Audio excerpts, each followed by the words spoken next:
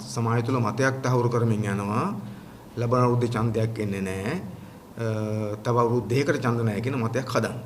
එතකටත් මේ මතය හදන්න උත්සාහ කරමින් යන්නෙම ඒගොල්ලන්ට ඡන්ද අවාසි නිසා අනෙක් පැත්තෙන් මැතිවරණයක් තිබ්බොත් ඒගොල්ලෝ පරදනවා කියලා ඒගොල්ලෝ දන්න නිසා. දැන් එක පැත්තෙන් ගත්තොත් මේ ලබන අවුරුද්දේ ඡන්දයක් නැහැ, තව අවුරුදු දෙකකට ඡන්ද නැහැ කියන කතාව පතුරව යන්නෙම පරාජයෙන් ගැලවීම සඳහා කියන එක තමයි අපි දකින්නේ. ඇත්තටම මේ වෙලාවේ රනිල් වික්‍රමසිංහල මහින්ද රාජපක්ෂලගේ කණ්ඩායම් මේ ආණ්ඩුව ජනමතයට බය වෙලා තියෙනවා. ජනමතයේ ප්‍රකාශයටපත් වීමට බය වෙලා තියෙනවා. ඒ නිසා ඒගොල්ලෝ ජනමතයේ ප්‍රකාශයටපත් විය හැකි සියලු ක්‍රම වළක්වන්න නවත්තන්න උත්සාහ කරමින් ඉන්නවා. දැන් අපි දන්න එකක් තමයි පළාත් පාලන මැතිවරණය පවත්වන්න නැතු යන්නේ ඇයි? වෙන කිසිවක් නිසා නෙවෙයි. පළාත් පාලන මැතිවරණය පැවැත්වුවොතින් මේ මොහොතේ තියෙන ජනමතය ප්‍රකාශයටපත් වෙනවා. එතකොට ආණ්ඩුව සතු තියෙන ජනතාවගේ කැමැත්තේ ප්‍රමාණය දැනගන්න පුළුවන්කම ලැබෙනවා. අනිවාර්යයෙන්ම අපි කවුරුත් දන්නවා ජාතික ජන බලවේගයට විශිෂ්ට ජයග්‍රහණයක් ලැබෙනවා. රනිල් වික්‍රමසිංහල පරදිනවා. ඒ නිසා ජනමතයේ ප්‍රකාශයටපත් වී වළක්වන තීච ක්‍රමය තමයි ඒගොල්ලෝ පළාත් පාලන ඡන්දේ පවත්වන්න නැතුව යනවා. ඒක ඉතා ප්‍රජාතන්ත්‍ර විරෝධී. නමුත් එහෙම කරමින් යනවා. ඊළඟට අපි කවුරුත් දන්නවා දැන් ආණ්ඩුව පාර්ලිමේන්තුවට ඉදිරිපත් කරලා තියෙනවා පනතක්. ඒ තමයි මාර්ගගත ක්‍රමවල සුරක්ෂිතතාවය පිළිබඳ පනත.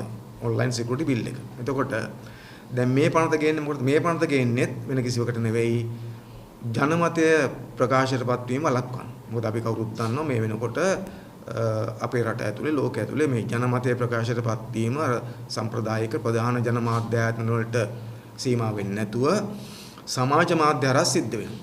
එතකොට දැන් සමාජ මාධ්‍ය හරහා සිද්ධ වෙනකොට ඒක ආණ්ඩුවට පාලනය කරගන්න අමාරුයි. එතකොට ඒක තුළ ආණ්ඩුවට එරෙහි මත, ආණ්ඩුවේ ඇත්ත හිල්ද්‍රව කරන මත, විපක්ෂ මත පළ වෙන්න පටන් ගන්න තියෙනවා.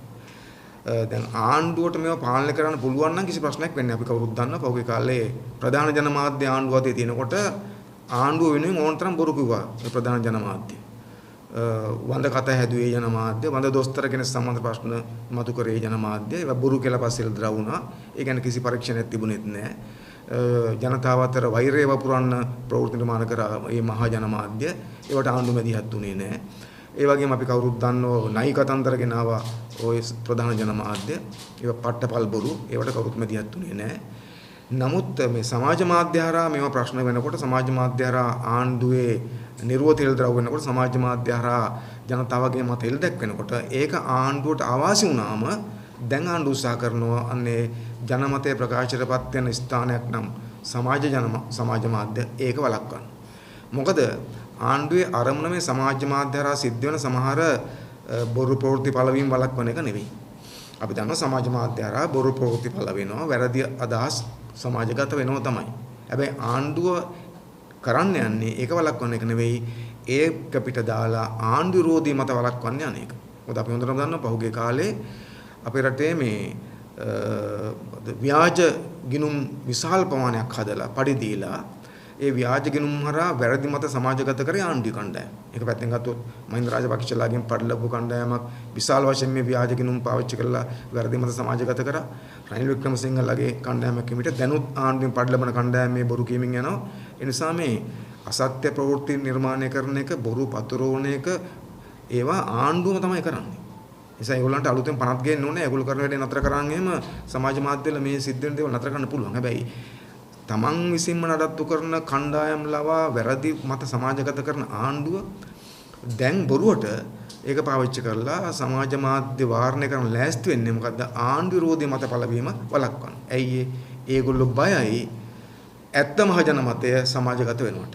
ඇත්ත මහ ජන මතයට ආණ්ඩුව බය වෙලා තියෙන නිසා ඔන්ලයින් සිකියුරිටි බිල් එක ගෙනල්ලා ඒක හරහා පොදු ජනතාවගේ මතය ප්‍රකාශපත් වීම වළක්වන්න උත්සාහ දරමින් ඉන්නවා.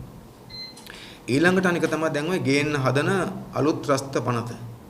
අලුත් රස්ත පනත ගේන්න හදන මොකටද? ඒකෙන් ගේන්න හදන්නේ ආණ්ඩු විරෝධය වළක්වන්න. කියන්නේ ආණ්ඩු මහ ජන මතය මැතිවරණයකින් ප්‍රකාශයටපත් වෙන්න හදනවා නම් ඒක වළක්වන්න ඡන්ද කල් තියෙනවා. මහ ජන මතය සමාජ මාධ්‍ය හරහා ප්‍රකාශයටපත් වෙනවා නම් ඒක වළක්වන්න ඒකට නීති ගේනවා. එතකොට මහ ජන මතය ප්‍රජාතන්ත්‍රවාදයේ මහපාරේ උද්ඝෝෂණ හරහා ප්‍රකාශයටපත් වෙනවා නම් බලකිරීම හරහා ප්‍රකාශයටපත් වෙනවා නම් ඒක වළක්වන්න තමයි ත්‍රස්තවාදී ඉලක්කයෙන් පනත ගේන්නේ. ඒකට ඒක අනුගතොත් ඒක ගෙනාවොතින් ඒකට අනුව ආණ්ඩුවට යමක් කරන්න හෝ නොකරන්න කියලා බල කරන එක ත්‍රස්තවාදී ක්‍රියාවක් බවට පත් කරනවා. ඒ නිසා මැතිවරණ හරහා මහජන මතය ප්‍රකාශයටපත් වෙන එකටත් බය වෙලා තියෙන්නේ. සමාජ මාධ්‍ය හරහා ජනමාධ්‍ය හරහා මහජන මතය ප්‍රකාශයටපත් වීමටත් බය වෙලා තියෙන්නේ. මහපාරේදී මහජන මතය ප්‍රකාශයටපත් වීමටත් බය වෙලා තියෙන නිසා පොදුවේ ගත්තොත් මේ ආණ්ඩුව ජනතාවට බය මහජන මතයට බය ආණ්ඩුවක් බවට පත් වෙලා තියෙනවා. ඒ නිසා මහජනතාව දිනා ගන්න ඒගොල්ලන්ට බෑ. මහජනතාවට බලාපොරොත්තු හදන්න ආපහු බෑ. මොකද වසර 75ක මේ විනාශකාරී දේශපාලන අත්දැකීම් ලැබපු ජනතාවක් දැන් මේ රට පාලනය කරන දේශපාලන පක්ෂ ඇත්තට දාලා ජාතික ජන බලවේගෙත් එක්ක විකල්ප දේශපාලන ව්‍යාපාරත් එක්ක එකතු වෙන පටන් ගන්න තියෙනවා. ඒ නිසා ඒකෙන් ඒගොල්ලන්ගේ පරාජය සිද්ධ වෙන නිසා තමයි මෙලෙස මේ ජනතාවගේ ජනමතයන් ජනතාවගේ අදහස් ප්‍රකාශයටපත් වීම වළක්වන්න විදුස්ථායන් ධර්මයෙන් ඉන්නේ. එතකොට ඒකට තමයි ඡන්ද කල් දාන්නේ. ඒකට තමයි සමාජ මාධ්‍ය පාලනය කරන පනත් ගෙනත් තියෙන්නේ. ඒකට තමයි ත්‍රස්තවාදී ඉලක්කයේ අලුත් පනත් ගේන්න උත්සාහ කරමින් ඉන්නේ. එතකොට ඒකෙම තවත් එකක් තමයි ওই ඉදිරියේ පැවැත්වීමට නියමිත ජනාධිපතිවරණේ පවත්වන්නේ නැහැ කියලා ප්‍රචාරයක් කරමින් ඉන්නේ. ඒකට ඒගොල්ලෝ දැනට ඒකට කියන දේ තමයි ජනාධිපතිවරණේ පවත්වන්නේ නැහැ. ඒ වෙනුවට විධායක ජනාධිපතිකම අහෝසි කරනවා ව්‍යවස්ථාවකින් හෝ ව්‍යවස්ථා සංශෝධනයකින්. එතකොට ඒ බලතල පැවරන මේ පාර්ලිමේන්තුවට එතකොට ඡන්දයක් නැහැ ලබන අවුරුද්දේ. මොකද විධායක ක්‍රමය අහෝසි කරාම ජනාධිපති ක්‍රමය සඳහා ඡන්දයක් තියන්න ඕනේ නැහැ. ඊට පස්සේ පාර්ලිමේන්තුවට බලතල පැවරුනාම ඒ පාර්ලිමේන්තුව 2025 දක්වා තියෙනවා. එතකොට තව අවුරුද්දයකට ඡන්ද නැහැ කියන කතාව කියන්නේ ඕකත් එක්ක. එතකොට අපි හිතනවා ඒක එහෙම නෙවෙයි සිද්ධ වෙන්නේ කියලා. මොකද ප්‍රධාන දේ තමයි දැන් විධායක ජනාධිපති ක්‍රමය අහෝසි කිරීම සඳහා වෙච්ච අරගල ඉතිහාසය අපේ රටේ විධායක ක්‍රමය පටන් ගැනීමත් එක්කම තමයි තියෙන්නේ. ඒ නිසා අපි ගත්තොත් එහෙම කාලයක් අපි ජනතා විමුක්ති පෙරමුණ ලෙස අපි කවුරුත් හැමෝම මේ අපේ රටේ ප්‍රජාතන්ත්‍ර විරෝධී ඒකාධිපතියක් නිර්මාණය කරන විධායක ජනාධිපති ක්‍රමයට විරුද්ධව තමයි හිටියේ. සමහර විට සමහර අවස්ථාවල මේ අපේ රටේ පාලනය කරපු දේශපාලන පක්ෂත් ජනතාව රැවැට්ටීම සඳහා විධායක ක්‍රමය අහෝසි කිරීමට එකඟ වෙච්ච අවස්ථාව වුණා. අපි හොඳටම දන්නවා 1994 දී චන්ද්‍රිකා කුමාරතුංග මහත්මිය මේ පොරොන්දු වුණා 95 ජූලයි මාසේ 15ට කලින් විධායක ක්‍රමය අහෝසි කරනවා කියලා. නමුත් කරේ නැහැ. ඊළඟට රනිල් වික්‍රමසිංහල පොරොන්දු වුණා. කරේ නැහැ. මහින්ද රාජපක්ෂ කීපටක් පොරොන්දු වුණා. කරේ නැහැ. නිසා මේ හැමෝම තමන් අතේ බලය නැති වෙලාවේ විධායක ක්‍රමය අහෝසි කරන්න පොරොන්දු වෙනවා. හැබැයි බලය ගත්තට පස්සේ ඒ කරේ අහෝසි කරපෙන්නේ වැඩි කරගත්තා. දැන් මේ විධායක ජනාධිපතිකම අහෝසි කිරීමේ යෝජනාව කරේ තියන් යන මහින්ද රාජපක්ෂලා වැඩ කරේ කොහොමද? අපි කවුරුත් දන්නවා අර 2001 පරිවාස ආණ්ඩුව කාලේ අපි මැදිහත් වෙලා විධායක ජනාධිපති ක්‍රමයේ බලතල ටිකක් හරි අඩු කරන 17 වෙනි සංශෝධනය සම්මත කරගත්තා. හැබැයි මහින්ද රාජපක්ෂ බලයට ආපු ගමන් මොකද කරේ? මහින්ද රාජපක්ෂ බලයට ආපු ගමන් කරේ තමයි 18 වෙනි සංශෝධනය ගෙනල්ලා නැවත විධායක බලයේ ජනාධිපතිවරයාට පවරගත්ත වැඩිපුරත් එක්ක. කලින් තිබුණා දෙපාරයි ඉල්ලන්න පුළුවන් එක පුද්ගලයෙකුට කියලා මහින්ද රාජපක්ෂ 18 වෙනි සංශෝධනයෙන් ඒක සම්පූර්ණ වෙනස් කළා ඕනෑම කාලයක් ඉල්ලන්න හදාගත්තා. නැවතත් අපේ රටේ දේශපාලන අස්ථාවරයක් වෙච්චලා අපි 19 වෙනි සංශෝධනය ගෙනල්ලා මෙදිහත් වෙලා නැවත විධායක ජනාධිපතිගේ බලය කිසියම් ප්‍රමාණයක් අඩු කළා. ඊට පස්සේ මොකදුනේ? ගෝඨාභය රාජපක්ෂ ආවට පස්සේ ඒගොල්ලෝ නැවත 20 වෙනි සංශෝධනය ගෙනල්ලා ඒ බලතල ආපහු ගත්තා. ඒ නිසා මහින්ද රාජපක්ෂලා වැඩ කරලා තියෙන්නේ බලය හම්බෙච්ච හැම වෙලාවකම විධායක ජනාධිපතිකම අහෝසි කරන්නේ අඩු ගන්න එකේ බලතල පොඩ්ඩක්වත් අඩු කරන්නේ නැතුව වැඩි කරන්න තමයි වැඩ කරලා තියෙන්නේ. ඒකට එහෙම වැඩ කරපු මහින්ද රාජපක්ෂලට දැන් මේ විධායක ජනාධිපතිකම අහෝසි කරන හදිස්සියේ මතක් වෙලා තියන්නේ. අපි හොඳටම දන්නවා ඊළඟ ජනාධිපති ඡන්දයේදී අප නැතුව පරදින්න රාජපක්ෂලා. රාජපක්ෂලට අපේක්ෂකයෙක්වත් නෑ අඩු ගන්න එකට ඉදිරිපත් කරගන්න. ඒ නිසා ඒ ඡන්දේ රාජපක්ෂලා පරදින දේශපාලනයෙන් මේ අතු ගෑවිලා යන ඡන්දයක් බවට පත් වෙන නිසා ඒගොල්ලන්ට දැන් ඔයලා තියෙනවා ජනාධිපතිවරණයට මුහුණ දෙන්නේ නැතුව මේක මග ඇරලා යනවා. ඒත් ව්‍යවස්ථාවට අනුව ඡන්ද කල් දාන්න බෑ. අපි කවුරුත් දන්නවා. පළාත් පාලන ඡන්ද කල් දැම්මට පළාත් සභා නොතිය හිටියට මහමැතිවරණ ජනාධිපතිවරණ කල් දාන්න බෑ නොතිය ඉන්න බෑ. ඒ නිසා ජනාධිපතිවරණ අනිවාර්යෙන් තියන්න සිද්ධ වෙනවා. ඒතකොට ඒගොල්ලෝ කල්පනා කරනවා ඒකට මොන නොදී යන්න පුළුවන් එකම විසඳුම තමයි මොකක්ද එහෙනම් විධායක ජනාධිපති ක්‍රමය අහෝසි කරලා පාර්ලිමේන්තුවට බලය පවරගෙන පාර්ලිමේන්තුව හරහා පාලනය කරන එක. ඒතකොට ඒගොල්ලෝ හිතනවා අපි කවුරුත් විධායක ක්‍රමය අහෝසි කිරීම සඳහා කාලයක් තිස්සේ උත්සාහ කරපු නිසා විධායක ජනාධිපති ක්‍රමයේ අහෝසි කිරීමේ යෝජනාවක් ගෙනාවොත් ඒක අනිවාර්යෙන් ජනමත විචාරණයකට යන්න වෙනවා. පාර්ලිමේන්තුවේ සම්මත වෙලා ඒ ජනමත විචාරණයේදී අපි කාටත් සිද්ධ වෙනවා ඒකට පක්ෂපාතී වෙන්න නිසා විධායක ක්‍රමයේ අහෝසි කරලා අපේ පක්ෂපාතීත්වයත් අරගෙන අහෝසි කරගෙන මේ පාර්ලිමේන්තුව අරන් යන කල්පනා කරමින් තමයි ඉන්නේ. හැබැයි අපි හිතනවා ඒක එහෙම නෙවෙයි සිද්ධ වෙන්නේ කියලා. මොකද ඊට පැහැදිලි විධායක ජනාධිපති ක්‍රමයේ අහෝසි කිරීමකට අපි සම්පූර්ණයෙන් එකඟයි. ඒ ගැන කිසි විවාදයක් නැහැ. අපි ජාතික ජන බලවේගයේ අපේ ප්‍රතිපත්තිය ඒක. හැබැයි විධායක ක්‍රමයේ නිකන් අහෝසි ගන්න බෑ. මොකද ව්‍යවස්ථා සංශෝධනයක් නේ අපි හිතන අලුත් ව්‍යවස්ථාවක් හදන්න. මොකද විධායක ක්‍රමෙත් එක්කෙන් ගැට ගැහිච්ච ප්‍රශ්න ගණනාවක් තියෙනවා. ඒ ඔක්කොම සැපරිච්ච අපේ රට අලුත් ව්‍යවස්ථාවක් එන්න උන. එහෙම නැතු නිකන් විධායක ක්‍රම ඉස්සරහ පොඩ්ඩක් අහෝසි කරන එකක් එනවා කියන එක අපි හිතන්නේ අපි කවුරුත් පිළිගන්න එකක් නෑ කියලා. දෙවෙනි කාරණේ තමයි එම ව්‍යවස්ථාවක් ගෙනවත් විධායක ජනාධිපතිකම අහෝසි කරලා ඒකේ බලතල පැවරෙන්නේ පාර්ලිමේන්තුවට ඇමති මණ්ඩලයට සහ අගමැතිවරයාට නම් ඒ බලතල පැවරෙන්නේ මේ පාර්ලිමේන්තුවට නම් මේ ඇමති මණ්ඩලයට නම් මේ අගමැතිට නම් අපි හිතනවා ඒකට අපේ රටේ පුරවැසියෝ එකඟ වෙන්නේ නැහැ. ඇයි මේ ආණ්ඩුවේ ඇමති මණ්ඩලය මේ ආණ්ඩුවේ නායකයෝ මේ පාර්ලිමේන්තුවේ බහුතරය ජනතාව ප්‍රතික්ෂේප කරපු බහුතරයක්. රාජපක්ෂලාගේ ආණ්ඩුවට දැන් ජනවරමක් නැහැ. ආණ්ඩුව හදන ඡන්දියපු ජනයා මහපාට බහලා තමයි ගෝඨාභය එළෙව්වේ. ඒකෙන් පස්සේ ජනවරමක් නැහැ. මහින්ද රාජපක්ෂට අගමැතිකම දාලා පස්සට යන්න සිද්ධ වුණා. ඒ ජනතා විරෝධය නිසා. ඒ වගේම හිටපු ලොකු ඇමතිවරුන්ට ඇමතිකම් අත්හරින්න සිද්ධ වුණා. බැසිල් රාජපක්ෂට മന്ത്രിකමක් දාලා යන්න සිද්ධ වුණා. ඒ නිසා ජනතාවගේ විරෝධයට ලක් වෙච්ච මේ පාලනයක් දැන් මේ තියෙන්නේ. ජනතාවගේ ජනවරම අහෝසි වෙච්ච ආණ්ඩුවක් දැන් තියෙන නිසා ඒ ආණ්ඩුවට ඒ පාර්ලිමේන්තුවේ තියෙන බලයට විධායක ජනාධිපතිවරයාගේ බලය පවරන එක කිසිසේත්ම සාධාරණ වෙන්නේ නැහැ. ඒක ප්‍රජාතන්ත්‍රවාදී නැහැ. ඒක ජනතාවගේ කැමැත්තට විරුද්ධයි. ඒ නිසා අපි අනිවාර්යෙන් කියන දේ තමයි මොකක්ද ආණ්ඩුවට අපි අවධාරණ කළා කියනවා. අපි ජනතාවටත් කියනවා මේගොල්ලෝ විධායක ජනාධිපතිකම අහෝසි කිරීමේ ව්‍යවස්ථාවක් හෝ සංශෝධනයක් ගෙනාවොතින් අපේ යෝජනාවක් තියෙන මොකද්ද? ඒ සංශෝධනයට අනිවාර්යයෙන්ම ඒ සංශෝධනය සම්මත වෙනකොටම මේ පාර්ලිමේන්තු විසිරීමේ යෝජනාවකුත් තියෙනවා. ඒ කියන්නේ විධායක ජනාධිපති ක්‍රමය අහෝසි කිරීමේ කියන යෝජනාව ව්‍යවස්ථාව හෝ ව්‍යවස්ථා සංශෝධනය ජනමත විචාරණයක සම්මත වෙනකොටම ඒ සංශෝධනය ඇතුළෙම තියෙන්න ඕන මොකද්ද? විධායක ක්‍රමය අහෝසි වෙනකොටම මේ පාර්ලිමේන්තුව විසිරෙන්න ඕන. විසිරලා මහජන ඡන්දෙන් අලුත් පාර්ලිමේන්තුවක් ගොඩ නැගෙන්න ඕන. අන්නේ අලුත් පාර්ලිමේන්තුව තමයි මහජන ඡන්දෙන් තේරීපත් වෙච්ච ජනවරමක් සහිත පාර්ලිමේන්තුව තමයි විධායක බලය පැවරෙන්න ඕනකම තියෙන්නේ. මොකද හේතුව තමයි මේ පාර්ලිමේන්තුවේ ඡන්දේ තියලා තියෙන විධායක ජනාධිපතිවරයෙක් ඉඳැද්දි. නිසා මේ පාර්ලිමේන්තුවේ ජනතාව ඡන්ද දීලා තියෙන විධායක බලය සහිත පාර්ලිමේන්තුවකට නෙවෙයි. එතකොට එහෙමනම් විධායක බලය මේ පාර්ලිමේන්තුවට පැවරෙනවා නම් එහෙනම් මේ පාර්ලිමේන්තුව ඒ අවබෝධය සහිතව ජනතාවපත් කරන පාර්ලිමේන්තුවක් වෙන්න ඕන. අලුත් පාර්ලිමේන්තුවක් වෙන්න ඕන. ඒ නිසා අපි තා පැහැදිලිව කියනවා ආණ්ඩුව මහින්ද රාජපක්ෂලා රනිල් වික්‍රමසිංහලා නිකන් ගේමක් ගහලා ව්‍යවස්ථා ගැටයක් ගහලා ජනාධිපතිවරණයේ පැවැත්වීමෙන් මිදිලා ජනාධිපතිවරණය මගහැරලා මේ පාර්ලිමේන්තුවට ඒ බලය පවරගෙන මේ දුෂ්ට දූෂිත ජනවරමක් නැති ජරාජීර්ණ වෙච්ච මේ පාර්ලිමේන්තුව තව අවුරුදු දෙකක් තියන් ඉන්න හදනවා නම් ඒක කිසිසේ සිද්ධ වෙන්නේ නැහැ. මේ පාර්ලිමේන්තුව අහෝසි කරනවා. මේ පාර්ලිමේන්තුව අහෝසි කරන්නේ නැතුව මේ පාර්ලිමේන්තුව මෙහෙම තියාගෙන නම් විධායක ක්‍රමය අහෝසි කරලා යන්න හදන්නේ. එහෙම ගේන විධායක ක්‍රමය අහෝසි කරන ගේන ජනමත විචාරණයකට අපි උදව් කරන්නේ නැහැ. එහෙම වුණොත් ඒක දිනන්නේ නැහැ. එහෙනම් මොකද සිද්ධ වෙන්නේ?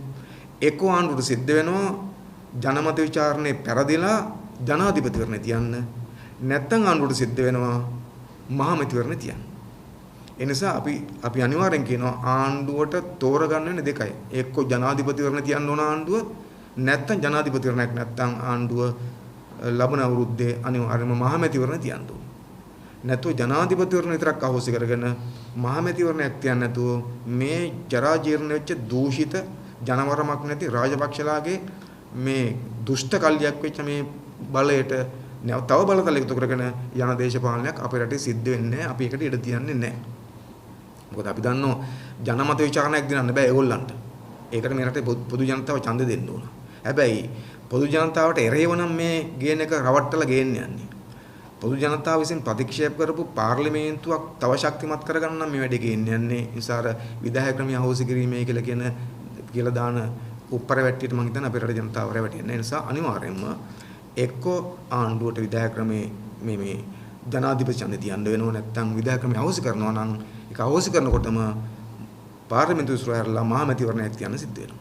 ඒ අපි ජනතාවට කියනවා ආණ්ඩුවේ ලොක්කෝ කියාගෙන ගියාට ලබන අවුරුද්දේ ඡන්දයක් නැහැ කියලා ස්ථිරවම ලබන අවුරුද්දේ ඡන්දයක් එනවා. නියමිත ලෙස ජනාධිපතිවරණ එනවා. යම් මේකින් ගොල්ලෝ ජනාධිපති ක්‍රමය අවශ්‍ය කරනවා නම් ජනමත විචාරණයකින් ජයග්‍රහණය කරලා එහෙම ජයග්‍රහණය කරනවා නම් අනිවාර්යයෙන්ම ජයග්‍රහණය කරන්න වෙන්නේ මහමැතිවරණයක් පැවැත්වීමේ කුන්දේසිය මතේ නම් මහමැතිවරණයක් වෙනවා. ඒතර ජනතාවට පුළුවන් මහමැතිවරණයෙන් තමන් කැමති ආණ්ඩුවක් හදාගන්න. ඒතකොට අන්නේ ආණ්ඩුවට විධායක ක්‍රමය අවශ්‍ය කරපු බලතලක් පැවරිච්ච විධායක බලය සහිත ආණ්ඩුවක් හදන්න පුළුවන්. ඒ ආණ්ඩුවට පුළුවන් කිසි ප්‍රශ්නයක් නැතුව රට වෙනස් කරන්න ඉස්සරහට යන්න. ඒ නිසා ජනමරමත් එක්ක සෙල්ලම් කරන්න එපා කියලා අපි ඒගොල්ලන්ට කියනවා. ඒගොල්ලෝ හිතන් ඉන්න පුළුවන් ජනතාව හිතන්න පුළුවන්කම තියෙනවා මේ පළාත් පාලන ඡන්දෙත් කල් දැම්මා. පළාත් සභා කියන්න නැතු ඉන්නවා. ඒ නිසා ඒ විදිහට මේ ඡන්දත් කල් දාන්න නෑ එහෙම කරන්න බෑ. පළාත් පාලන ඡන්දේ කල් දාන්න පුළුවන් ඒගොල්ලන්ට. මොකද පළාත් පාලන ඡන්දයක් නැතුව පළාත් පාලන ආයතන පවත්තන් යාමේ ප්‍රතිපාදනයක් ව්‍යවස්ථාවේ තියෙනවා. විශේෂ කොමසාරිස්තුන් පත් කරගෙන. පළාත් සභා ඡන්දේ තියන්න නැතුව ඉන්න පුළුවන් ඒගොල්ලන්ට පළාත් සභා ඡන්දේ තියන්න නැතුව පළාත් සභා පවත්වාගෙන යාමේ ප්‍රතිපාදනයක් ව්‍යවස්ථාවේ තියෙනවා. ඒ ආණ්ඩුකාරයට පවත්වාගෙන පුළුවන්. හැබැයි පාර්ලිමේන්තුවට එහෙම එකක් නැහැ. ජනාධිපතිට එහෙම එකක් නැහැ. ජනාධිපතිවරණේ තියන්න ඕන. පාර්ලිමේන්තු ඡන්දේ තියන්න ඕන. ඒවට වංගු ගහන්න බෑ. ඒවට ගැට ගහන්න බෑ. එතකොට ඒගොල්ලන්ට කරන්න පුළුවන් එකම දේ මොකද්ද? ඒ තමයි විධායක ජනාධිපතිකමේ අහෝසි කරලා ජනාධිපතිවරණට මොන දීමෙන් මගහැරලා යන්නේ. ඒ අවස්ථාව ගන්න තුනේ. බය නම් ඒකට ඒක මගහැරලා යන්නේ. හැබැයි ඒක මගහරිනවා නම් මගහරින්න වෙන්නේ ජනතාවගේ කැමැත්ත සහිතව. විධායකමේ අහෝසි කරන්න බෑ ජනමත විචාරණයක් නැතුව. එතකොට ජනතාව කියනවා නම් විධායකමේ අහෝසි කරන එක කමක් නැහැ. හැබැයි ඒ සමගම මේ පාර්ලිමේන්තුව විසිරෙන්න ඕන අලුත් පාර්ලිමේන්තු ඡන්දයක් එන්න ඕන කියලා ඒගොල්ලන්ට ඒකට හුඟක් සිද්ධ වෙනවා. ඒ නිසා අනිවාර්යයෙන්ම අපි කියන ආණ්ඩුවට මොන ගැට ගහන්න ලෑස්ති වුණත් ඒගොල්ලන්ගේ පාලනය ලබන අවුරුද්දේ අවසන් කරනවා. ඒ කියන්නේ සහතිකයක් තියෙනවා. කවුරුවක් අතෙන් කලබල වෙන්න එපා. සැකී හිතන්න එපා. ස්ථිරව මේ පාලනයට අවශ්‍ය තියෙන්නේ තව මාස 10ක් විතර තමයි.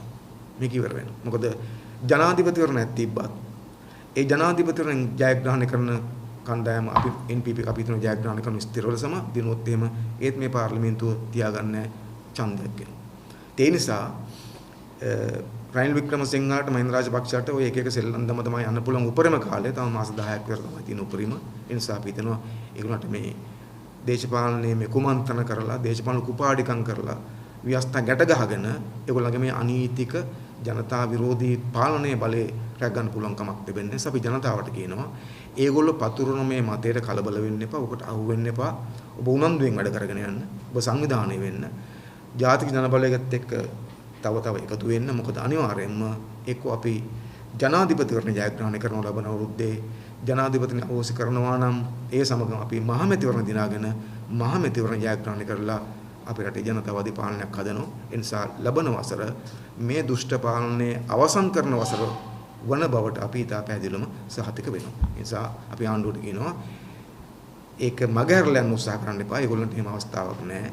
ඒ නිසා ජනතාවගේ බලය තියෙන නිසා රනිල් වික්‍රමසිංහ මහත්තයා තෝරගන්න තියෙන්නේ ඡන්දේ තියලා නම්බුකාර සහිතව පෙරදිලා යනවද නැත්නම් ඒවට වෙන ගැට ගහන්න ගිහිල්ලා අර ගෝඨාභය රාජපක්ෂ මහත්තයාගේ පාරේ යනවද කියන එක තෝරගන්න එක තමයි අපි හිතන්නේ රනිල් වික්‍රමසිංහ මහත්තයාට තියෙන්නේ. ඒ නිසා ජනතාවගේ පරමාධිපත්‍යයත් එක්ක ජනතාවගේ ප්‍රජාතන්ත්‍රවාදී අයිතියත් එක්ක ජනතාවට තමන් කැමති පාලනයක් පත් කරගැනීමේ අයිතියත් එක්ක සෙල්ලම් කරන්න එපා කියන අනුතරංගවීම අපි ආණ්ඩුවට රනිල් වික්‍රමසිංහට යගේ ගෝල බාලින්ට මේ මොහොතේ කරන. මොකද ජනතාවෙන් ඒගොල්ලන්ට විරුද්ධව ජනතාවෙන්නේ අද අලුත් පාලනයක් පිළිබඳ බලාපොරොත්තු සහගත. ඒ නිසා ඒ ජනතාව පරද්දන්න මේගොල්ලන්ට පුළුවන් කමක් නැහැ. ඒ නිසා අපි නැවතත් ජනතාවට අවධානය කරන්නේ මේ පතුරවන මතයට මේ පතුරවන මතය නිසා කවුරක්වත් නොමග යන්න එපා. ඡන්දයක් නොතිය අවුරුද්දයක් යන ඒගොල්ලන්ට බෑ. ලබන අවුරුද්දේ අනිවාර්යයෙන්ම ඡන්දයක් තියන්න වෙනවා. අපි ඡන්දයක් ගන්න ලෑස්ති කියන එක අපි අවධාරණය කරනවා. ඊළඟට මේ සමගම අපිට තියෙන වෙන කරුණක් පිළිබඳ අදහසක් දක්වන්න. මම තමනසල කවුරුත් දන්න මේ වෙලාවේ ඊශ්‍රායල සහ පලස්තීන අතර ගැටුමක් තියෙනවා. ඉතින් මේ පිළිබඳව සමාජයේ විවිධ අදහස් මත ඉදිරිපත් වෙමින් තියෙනවා. ඉතින් අපි කල්පනා කරා ජාතික ජනබලයේ හැටියට අපි අදහස කියන්න ඕන කියලා. ඉතින් මේ පිළිබඳව විවිධ පාර්ශ්ව විවිධ අදහස් ඉදිරිපත් කරනවා. ඒවැ විවිධ අදහස් තියෙන්නේ. නමුත් අපි හිතන මේ වෙලාවේ අපි දකින ප්‍රධානම දේ තමයි මේ ගැටුම නිසා පලස්තීනයේත් ඊශ්‍රායලයේත් නිරායුධ අහිංසක පුරවැසියන් ළමයින් කාන්තාවන් විශාල ප්‍රමාණයක් දුෂ්කරතාවට පත් වෙලා තියෙනවා. මේ වෙනකොටත් විශාල ප්‍රමාණයක් සිවිල් වැසියන් ඝාතනය වෙලා තියෙනවා දෙපැත්තෙම. දෙපැත්තේම ප්‍රහාර නිසා දෙපැත්තේම සිවිල් වැසියන් ඝාතනය වෙලා තියෙනවා. ළමුන් දෙමාපියෝ නැතුව අතරමං වෙලා තියෙනවා. අවතැන් වෙලා තියෙනවා. කාන්තාවන්ට විශාල වශයෙන් ප්‍රශ්න මතුවලා තියෙනවා. උන් හිට දැන් ඇත්තරලා ලක්ෂ ගණන් ජනතාවට තමන්ගේ ගම්බිම් ඇතරලා යන්න සිද්ධ වෙලා තියෙනවා. ඒ නිසා මේක මානව ඛේද වාචකයක්. ඒ නිසා අපි හිතනවා අපේ ඉල්ලීම අපි හිතන ලෝකෙ මේකට බල කළ යුතු එක මොකද්ද? දෙපැත්තෙන්ම කරන ඝාතන නතර කළ යුතු තියෙනවා.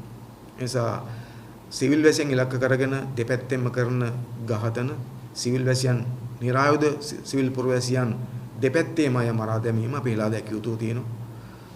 ඒ වගේම මේ ඝාතන නතර කිරීම සඳහා අපි ලෝක ප්‍රජාව මේ දෙපාර්ශ්වයටම බලපෑම් කළ යුතු තියෙනවා. මේක එක පැත්තක් තෝරගන්න බෑ. කවුද හරි කවුද වැරදි කියලා දැන් තෝරන එක නෙවෙයි කාරණේ මම හිතන්නේ.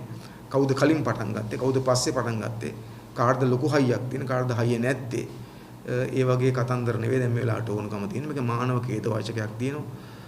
විශේෂයෙන්ම ගත්තොත් ළමා පරපුරක් අසරණ වෙලා තියෙනවා. ඒ නිසා ගැටුම් නවත්තන්න නිරායුධ සිවිල් පුරවැසියන් ඉලක්ක කරගත්තු ප්‍රහාර නතර කළා මේ පුරවැසියන් මරා දාන එක දෙපැත්තෙම නතර කළ යුතුයි කියලා අපි විශ්වාස කරනවා. අනිත් පැත්තෙන් ගත්තොත් අපි කවුරුත් දන්නවා මේ ගැටුමට දීර්ඝ ඉතිහාසයක් තියෙනවා. අඩුම ගණන් ගත්තොත් 1947 පස්සේ තමයි මේ ප්‍රශ්නේ පටන් අරගෙන තියෙන්නේ. ඊට කලිනුත් මේකට ඉතිහාසයක් තියෙනවා. නමුත් විශේෂයෙන් ගත්තේ මේ පටන් ගන්න තියෙන්නේ. ඒ නිසා ඒකේ ගැටලු ගොඩාක් තියෙනවා. මම හිතන්නේ ඒක කතා කරන එක මේ වෙලාවේ අපිට කාලයක් නෙවෙයි. නමුත් එකක් තියෙන මේ ගැටලු පටන් ගන්නකොටම මේ ගැටලුවේ ආරම්භක කාලයේම එක්සත් ජාතීන්ක සංවිධානයේ මැදිහත් වෙලා යෝජනාවක් සම්මත කරලා තියෙනවා. සලස්මක් ඉදිරිපත් කරලා තියෙනවා. රටවල් දෙකට පිළිගන්න. එතකොට ද්වි රාජ්‍ය සංකල්පය කියලා මේකට කියනවා. ඒකට නිසා එක්සත් ජාතීන්ක සංවිධානය ඉදිරිපත් කරපු ඒ වැඩසටහන නැත්නම් සැලැස්මට අනුව නිදහස් පලස්තීනයකුත් නිදහස් ඊශ්‍රායලයකුත් පිළි අරගෙන තියෙනවා.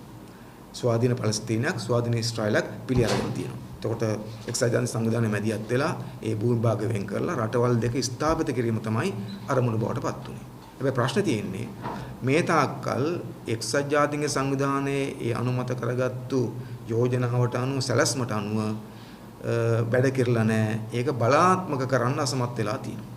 මේ ගැටලුවේ ප්‍රධාන හේතුව ඒක. ඒතකොට එක්සත් ජාතීන්ගේ සංවිධානය වගේ සංවිධානයක් ගත්තු සම්මත කරගත්තු යෝජනාවක් බලාත්මක කරගන්න බැරි වීමම මේ ඛේද වාචකයට ප්‍රධාන හේතුවක් බවට පත් වෙලා තියෙනවා.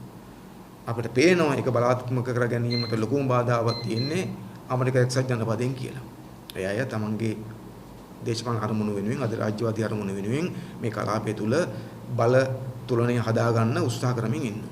ඒ නිසා අපි හිතනවා දැනුත් මේ ගැටලුවට තියෙන විසඳුම තමයි ආරම්භක විසඳුම. පටන් ගන්න වෙන්නේ මොකෙන්ද? පටන් ගන්න වෙන්නේ එක්සත් ජාතීන්ක සංවිධානයේ ආරම්භයේදීම සම්මත කරගත්තු ද්විරාජ්‍ය සංකල්පයේ ක්‍රියාවට නගලා. ඒ කියන්නේ මොකද්ද?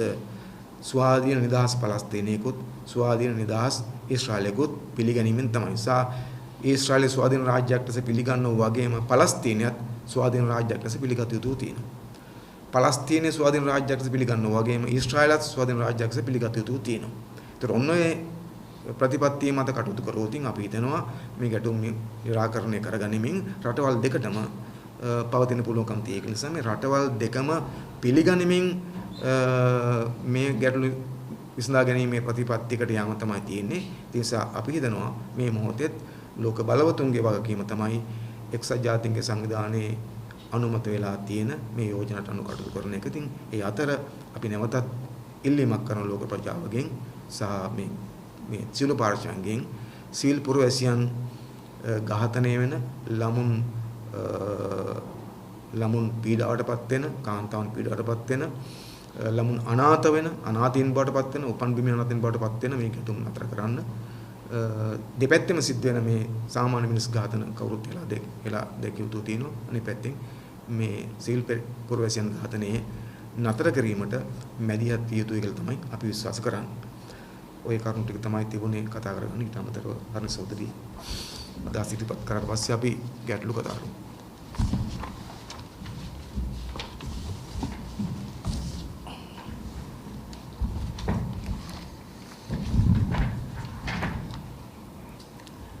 සුබ උදෑසනක්. මේ වෙලාවේ කතා කළ යුතු මාතෘකාවක් ගැන අදහස් කීපයක් ඉදිරිපත් කරන්න මම බලාපොරොත්තු වෙනවා.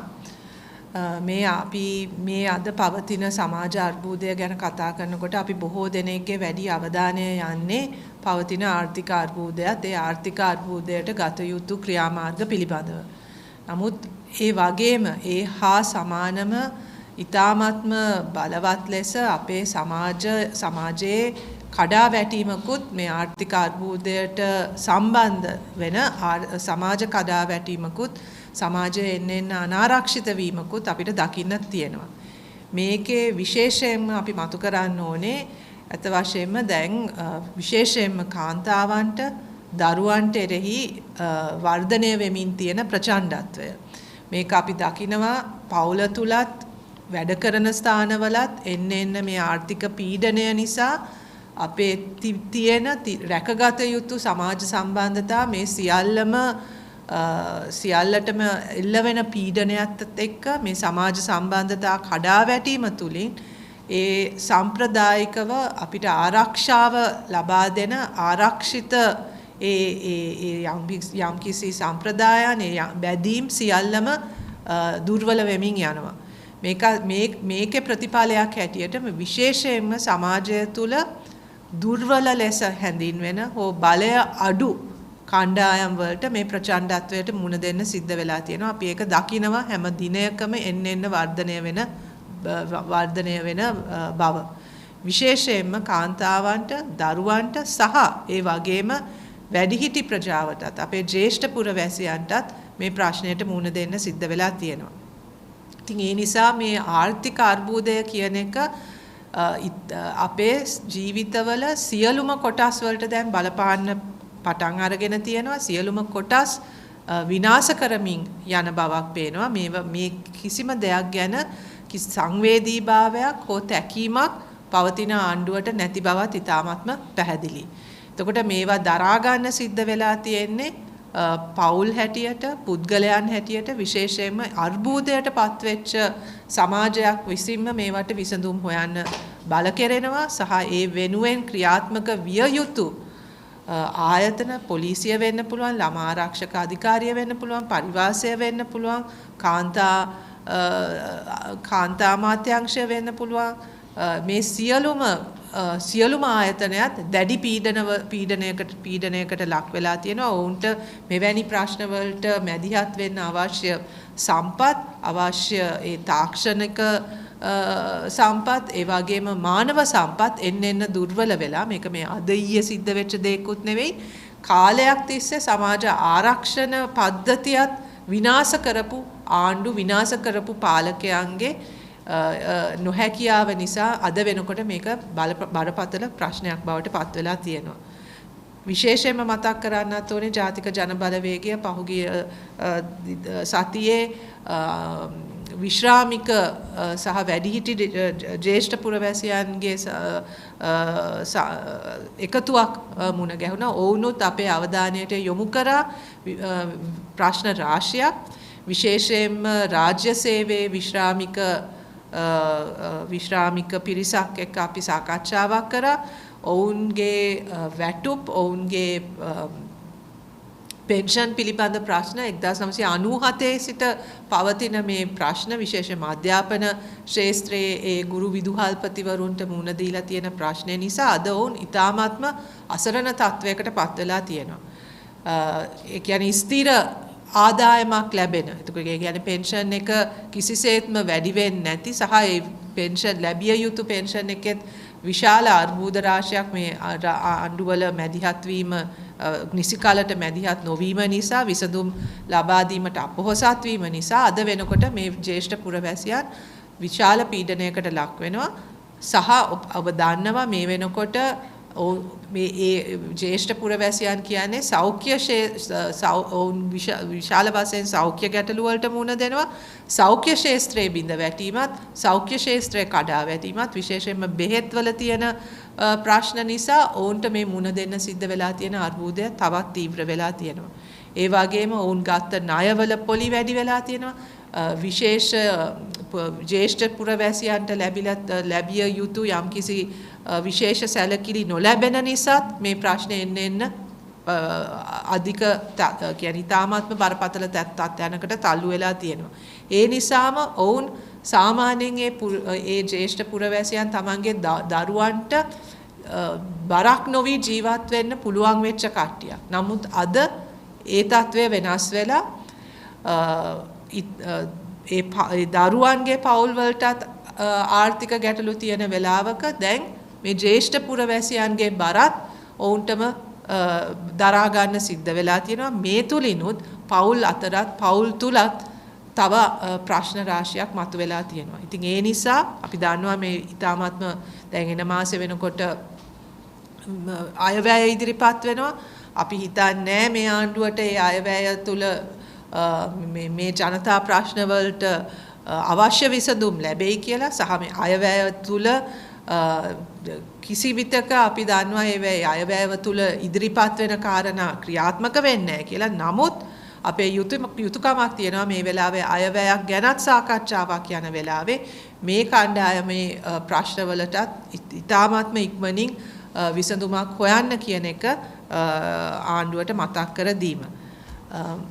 මම ඉංග්‍රීසියෙන් පොඩි කට් එකක් දෙනවා. Good morning. The NPP has called this press conference to bring to your attention several issues that are critical at this moment, particularly the government's efforts at this point to continue to disregard public opinion and to enter into a very destructive political future. It is very clear at this moment that this government, the Ranil Rajapaksa government, is extremely worried and extremely fearful of public opinion and of seeking public opinion, and are seeking to suppress people's democratic rights at every possible turn. This is a deeply unpopular government. There's no secret about it. This government has been rejected by the people for their nepotistic, patronage-based, arrogant political culture, as well as their inability to respond meaningfully to the people's economic and other problems. This is a failed government. This government has failed to resolve any problem that the citizens are facing in any meaningful manner. So rather than acknowledge that unpopularity and seek the public mandate, what this government is trying to do is to avoid any way in which the public can actually express their resentment and express their views about this government. This is happening in several ways. Already local government elections have been postponed. That these were due in March of this year. The local government elections have been postponed. The NPP has filed a case in the Supreme Court about this postponement, and we are hopeful that the judiciary will stand by the people of this country when they deliver their verdict, hopefully within this month or early next month. We continue to place our trust in the independence of the judiciary, and we are hopeful about the determination that the Supreme Court will deliver. But beyond that, the government is also, this deeply unpopular government, this government which has been rejected by the people of this country, at this moment is also attempting to spread rumors and also to demotivate people who are hopeful for a change and who are actually waiting for a change. We all know that 2024, a presidential election is due. And many people who are deprived of expressing their opinions and their views through the local government election, the vast majority of people are now looking forward and are hopeful at least about the their ability to engage in a presidential election and to deliver a verdict on this government.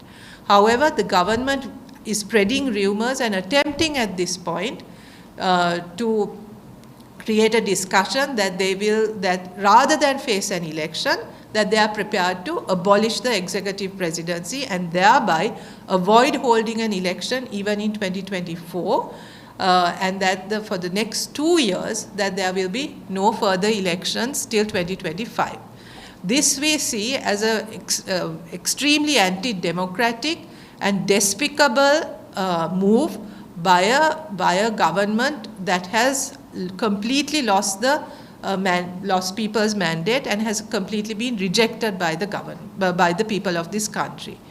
At this point, we all know that the discussion about the executive presidency is a long-standing issue in our country. The NPP and particularly the JVP, one of the major political party within the NPP, has always stood for the abolition of the executive presidency. However, our position on abolishing the executive presidency has always been with a viewpoint to strengthening and furthering strengthening democracy within the country. It is very clear that the intention of this government, when it is talking about abolishing the presidency, has nothing to do with strengthening democracy. In fact, it is very much to do with further limiting democracy. So in that sense, this is not an attempt for a progressive reform of the Constitution, a constitutional reform that will further people's democratic rights. It is completely an effort to maintain their own power, to further limit people's democratic rights, and to remain in power by avoiding elections. So we want to categorically state at this point that the NPP will not fall into that trap, will not allow people's rights to be limited in this way, will not allow people's sovereign rights, their right to election, to be stolen in this way in order for a small group of corrupt, nepotistic, arrogant individuals to remain in power.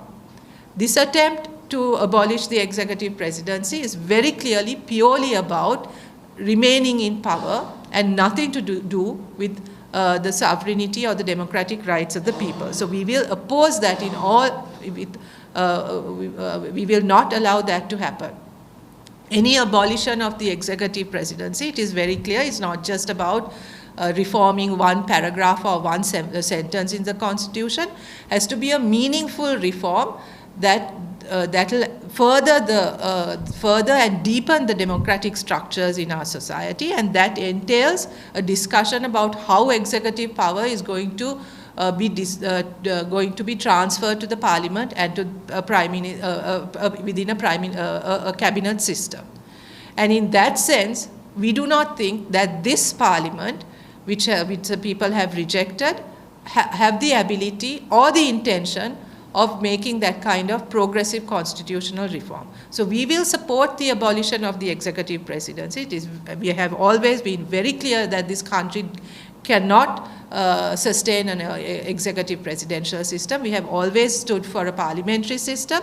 We will support the abolition of the executive presidency only if Parliament will also be dissolved, because we do not see that we will not support any kind of initiative which will seek to extend the life of this Parliament, which has been rejected by the people, or to extend Ranil Wickremesinghe's hold over the government of this country. Any attempt to do that through constitutional games, we will not tolerate and we will not support. So that is very clear. We want to make our position very clear to the people of this country.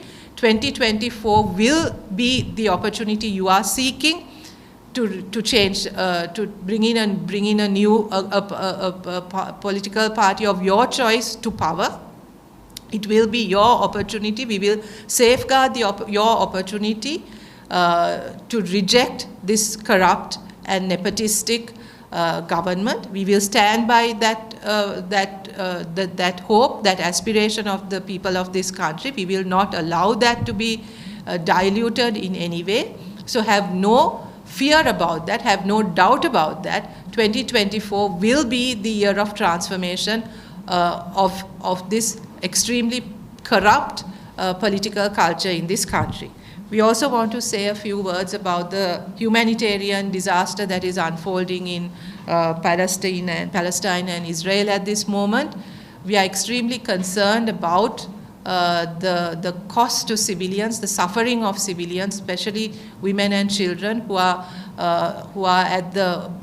facing the brunt of the violence that is unfolding there. We call upon all parties to desist from inflicting any more suffering on the people, on unarmed civilians, on innocent civilians who are simply struggling to live in very, very difficult circumstances. They do not deserve the suffering that they are being subjected to at this point. No civilian should be caught up in this kind of humanitarian disaster, and we think it is the duty of the entire international community to bring whatever influence they have on all parties to bring this humanitarian disaster to an end. We also acknowledge that the situation in the Middle East, particularly the conflict between Israel and Palestine has a long history, a complicated and complex history. This is not the time or place for us to go into an analysis of this conflict, but rather to acknowledge the complexity of this problem and to call upon the international community to bring about a just solution to all parties. In 1947, the UN did bring about a two-state resolution. This is further confirmed in 1967 as well. There has been a long-standing discussion on a two-state solution to this crisis where both Israel and Palestine would be able to function independently as sovereign nations, and we support that measure. It is unfortunate that vested interests within the international community, particularly the ambitions of the United States and other Western countries within the Middle East, has prevented that solution from materializing. That was a solution that the UN agreed upon, which is still not being implemented. So we once again reiterate the need for that UN facilitated solution. We are, as a political party, we recognize the value of an international rule-based international community, but the rule-based international community can only function if all countries within the international community have equal voice, have equal say, and are able to implement those resolutions in a way that is just and fair by all countries, not in a selective way. Whatever the rules that govern, that we agree upon internationally, have to apply equally to all international actors and not to a selected few. So we once again call upon all parties to the conflict to place the importance of alleviating the suffering to the civilian population as a priority and as of utmost importance. This world has seen enough suffering. This world has seen enough war and destruction. We must put an end to it. It is extremely unfortunate what is unfolding in that region at that moment, and we hope that we can come to a resolution as soon as possible. Thank you very much.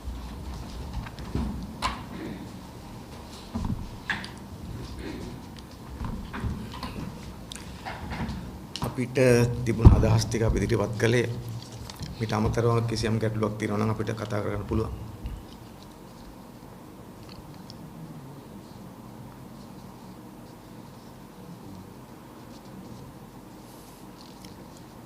දැන් අපිට මේ තව විශේෂයෙන් කාරණයක් එකතු කරන්න තියෙනවා මෙන්න මෙහෙම.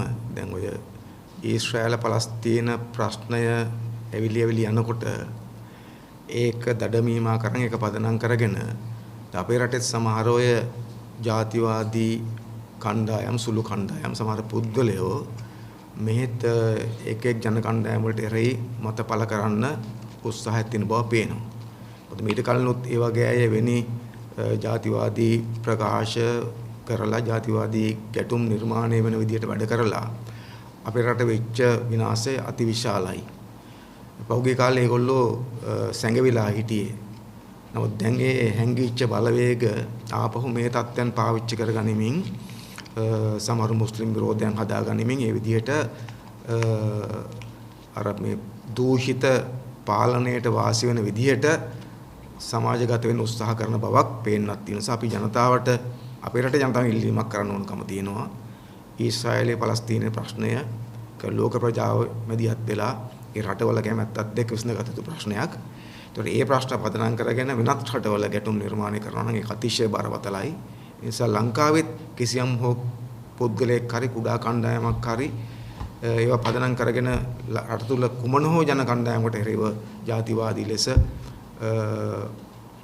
කටයුතු කරනවා නම් ජාතිවාදී අවුස්සන කටයුතු කරනවා නම් උන් පීඩාවට පත් කරන කටයුතු කරනවා නම් ඒක වැළැක්විය යුතු තියෙනවා. ඒ පිළිබඳවත් අපේ රටේ ජනතාව කල්පනාවෙන් විමසිල්ලෙන් සිටිය යුතුයි කියලා අපි විශ්වාස කරනවා. අපි ඉල්ලීමක් කරන නිසා ඒවා පදනම් කරන් අපේ රට තුල කුමන හෝ ජන කණ්ඩායමකට එරෙහිව නැවත ප්‍රචණ්ඩකාරී නැත්නම් පීඩාවටපත් කරන මතපල කිරීම හෝ ක්‍රියාමාර්ග වලට ඉඩ තියන්න එපා කියලා. හරි එනම් බොහොම ස්තුතියි.